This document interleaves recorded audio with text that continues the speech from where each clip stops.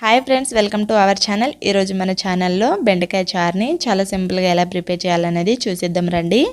మనం బెండకాయ చారుని కనుక ఇలా పెట్టుకున్నామంటే కడుపు నిండా కమ్మగా తినేయొచ్చు. సో దీనికోసం నేనైతే 1/2 kg బెండకాయలని కట్ చేశాను. నేనైతే ఎక్కువనే పెడుతున్నాను ఫ్రెండ్స్. మీరు తక్కువ పెట్టే వాళ్ళైతే తక్కువ తీసుకోవచ్చు. దీంట్లో 2 పచ్చిమిర్చి, 1 టమాటా, 1 ఆనియన్, కొంచెం కరివేపాకుని తీసి పక్కన పెట్టేసుకోవాలి. చింతపండుని కూడా నానబెట్టి పక్కన పెట్టేసుకోండి. ఒక చిన్న రోల్ తీసుకొని దీంట్లో 1 టేబుల్ స్పూన్ మిరియాలు వేసి దంచిన అంటే దీన్ని మెత్తని పౌడర్ చేసి తీసుకోవాలి. ఇది ఎందుకు అంటారా, ఇది వేస్తే చలికాలంలో అయినా సరే ఎప్పుడైనా సరే జలుబు దగ్గు ఉన్నా మనకి చాలా బెనిఫిట్స్ ఉంటాయి. అందుకోసం 1 టేబుల్ స్పూన్ మిరియాల పౌడర్ని యాడ్ చేసుకోండి. ఎప్పుడైనా సరే చాలా బాగుంటుంది. సో స్టవ్ మీద ఒక కడాయి పెట్టి దీంట్లో 2 టేబుల్ స్పూన్ వరకు ఆయిల్ని యాడ్ చేసుకోవాలి. 1 టేబుల్ స్పూన్ చొప్పున శనగపప్పు, మినపప్పు, ఆవాలు, జీలకర్రని యాడ్ చేసుకోండి. దీంట్లో కొంచెం వెల్లుల్లిని కూడా ఇలా సన్నగా కట్ చేసి యాడ్ చేసుకోవాలి. 2 ఎండుమిర్చిని, కొంచెం ఫ్రెష్గా ఉన్న కరివేపాకుని కూడా యాడ్ చేసుకోవాలి. ఇలా యాడ్ చేసుకొని అంతా ఒకసారి కలుపుకొని తీసుకోవాలి. ఇలా కలుపుకున్నాక దీంట్లో పచ్చిమిర్చి, ఆనియన్ కూడా యాడ్ చేసుకొని వీటిని ఓ 5 నిమిషాల పాటు బాగా మగ్గనివ్వాలి. ఇలా మగ్గాక దీంట్లో ముందుగా కట్ చేసి పెట్టుకున్న బెండకాయల్ని యాడ్ చేసుకోవాలి.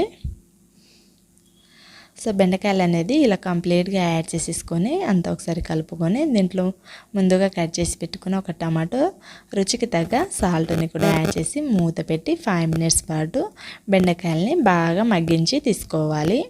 బెండకాయలు అనేది ఇలా పర్ఫెక్ట్గా మగ్గాక ఇలా మధ్యలో ఒకసారి కలుపుకుంటూ తీసుకోవాలి.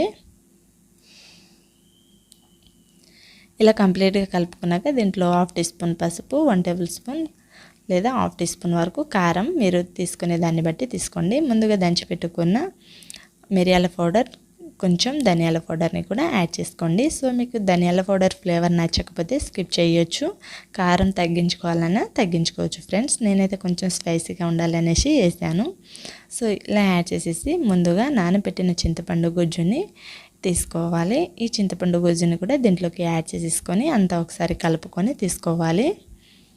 ఇలా కలిపేసుకొని మనకి పులుపు అనేది తగినంత వాటర్ని యాడ్ చేసుకోవాలి. పులుపు ఎక్కువ ఉంటే తినలేం కదా. సో మీరు పులుపుని ఎలా తింటారో దానికి తగిన వాటర్ని యాడ్ చేసుకోవాలి. వాటర్ అనేది యాడ్ చేశాక దీన్ని మూత పెట్టి 10 మినిట్స్ పాటు బాగా మరిగించుకొని తీసుకుంటే చారు టేస్ట్ అనేది చాలా బాగుంటుంది ఫ్రెండ్స్.